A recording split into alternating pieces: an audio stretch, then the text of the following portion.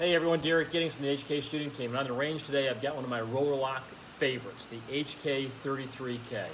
This is the just under 13 inches, just under 13-inch barrel version, the Kurtz version, short version of the HK33, which is a 5.56 roller delayed blowback platform based off the G3, yes, and of course the MP5, SP5 is based on the same roller delayed blowback platform.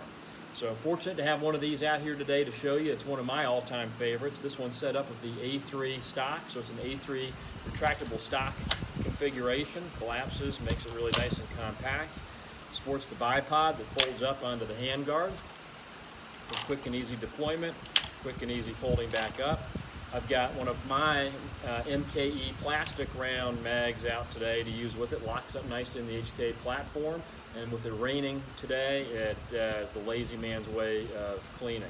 So we're going to send some rounds down range with this, and I'm also going to show you, as we do that, we're going to test the zero on it, and we're going to probably have to adjust it. So I'll show you how to adjust, move your point of aim, point of impact around, etc., to get everything where you need it with adjustments to your rear sight here. So stand by. The HK33K. Little over 12 inches of roller lock power right here.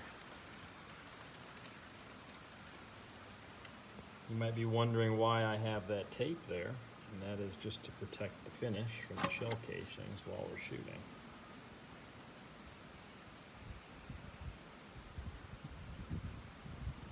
.33K. All right, guys, so we've shot our first little grouping out there to just double check the zero on this rifle, and the grouping was a little bit high and a little bit left of my intended point of impact. So what that means is we're going to have to turn this rear sight drum clockwise, in other words move it down to move our point of impact down, and then I'm also going to have to turn it counterclockwise to turn this windage screw counterclockwise to move the sight base to the right, and it's moving my point of impact to the right. So let's adjust the elevation first here, and we'll take it down about a full revolution to do the trick, and then to adjust the windage, we first need to loosen this top screw. Just loosen it. Don't have to come all the way out. You don't want to do that, obviously. And then we're going to turn this counterclockwise. This gauge here. Not much. That should do it. All right, we'll tighten this screw back down. And we'll put another few rounds in the gun and give it a test. All right, before we test our zero here, let's talk about the ammunition and what we're doing. This particular rifle, this HK33K, has got a 1 in 12 barrel twist rate. So the ammo that matches up with that twist rate, the best ammo to use is the 55 grain. In this case, I'm using the Federal XM193 55 grain ammunition. There are some 1 in 7 twist rate barrels. So with the faster twist rate, that's where it's really designed to run the heavier ammunition, and you won't get as great, you'll still get great results, but it might not be as great using 55 grain ammunition in a faster twist rate barrel. So in a 1 in 12 twist barrel, let's go for the 55 grain ammunition for best results. The other thing on the 5.56 guns that I found that I like to do, I like to zero this rear diopter sight on the number 2 diopter. I like to zero it at 50 yards. So again, understanding the trajectory of a 55 grain bullet, at 50 yard zero, that bullet will be rising past 50 and starting to come back down somewhere around 200 again. So again, then by using my sight, my diopter adjustments, it actually, using iron sights, I get really good results on the 3 and 4 peep, running out to 300, 400 meters that way. So just some tips there for you as far as matching ammunition to your barrel twist rate in the roller lock rifles, and how to use this rear diopter sight for zeroing. Let's load it up and double check our zero here. All right. We're going to just put 3 rounds out there at 50 yards. Here we go, going hard.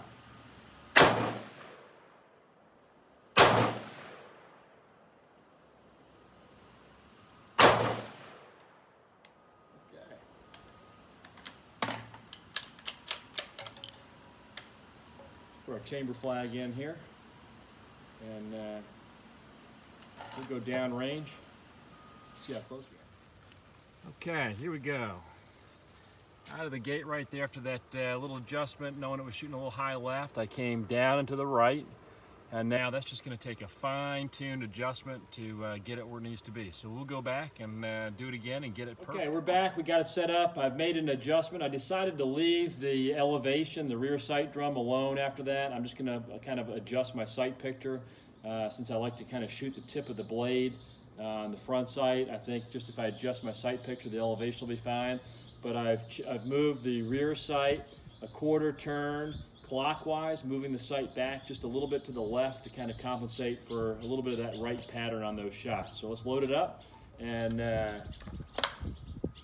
give it a test and see how it did.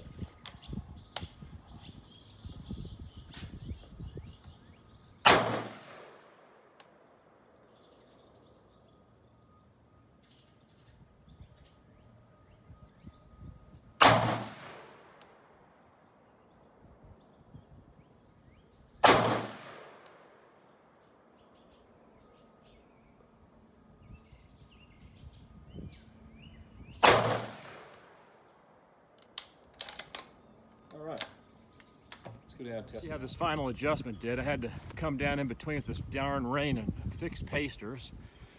But okay, so adjusting for windage, you can see we've got 1, 2, 3, 4. So I'm real happy with that windage. Iron sights at 50 yards, and again, that's just me using my sight picture to adjust for elevation, since I was pretty comfortable with that. Using those iron sights, that wasn't enough off to change based on how I try to hold tip of the front sight blade. All right, let's do some more shooting. Okay, I've got my zero where I want it, and I've moved the target out to 100 yards. It's been raining, it's dark. I've got my safety glasses on, which are tinted and harder to see, but I'm gonna shoot to 100 with the safety glasses on. It's just hard to see. But what I want to do is just shoot some seated, unsupported at 100 yards. So again, what I'm going to do here, I'm not going to change anything. I'm going to leave it on the number 2 peak. And all I'm going to do here is, again, just use the tip of my sight blade, because if anything, that bullet's still going to be rising a little bit at 100 yards. But again, using the tolerances of the iron sights, it's not going to matter that much. So let's send a few shots down range and see if that guy makes it or not.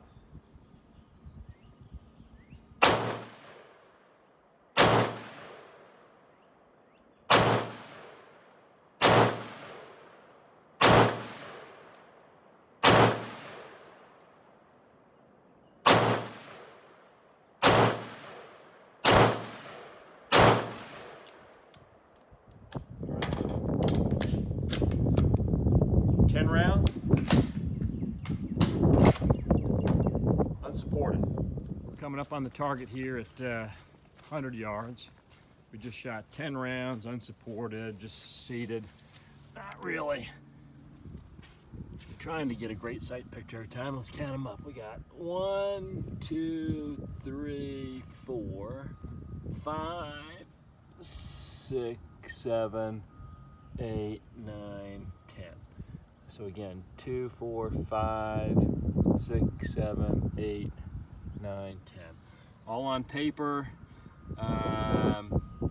Again, for not really trying at 100 yards, I'm happy with that zero using iron sights. If I sat there, used my breathing, and really focused on lining that diopter up with the blade and getting perfect lighting around it, we can tighten that up great. But for just kind of pows, what we're going to do now is shoot 20 rounds at 25 yards, and I'm going to adjust this. I'm going to use the V-notch aperture. So again, on the diopter drum, that is really considered the low light setting to be used when you can't see really well. And we're going to go ahead and use that V aperture. and we're gonna shoot 20 rounds. I'm gonna try to do it pretty quick there, not like you know, pro shooter or speed demon record, but let's send some rapid fire rounds at 25 yards using the V-notch and just see how it does. All right, here we go.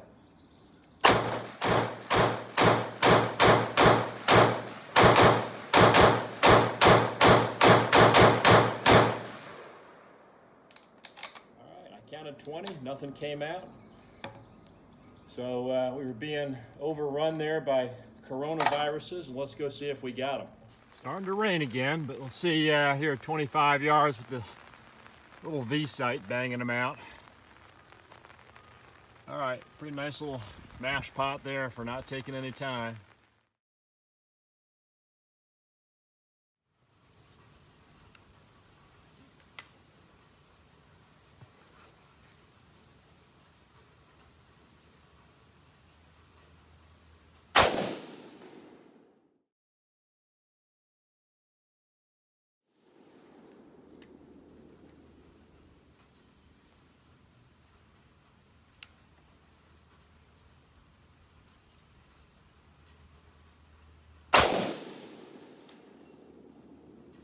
.300 meters on the 3-dial, first shot right out of the gate.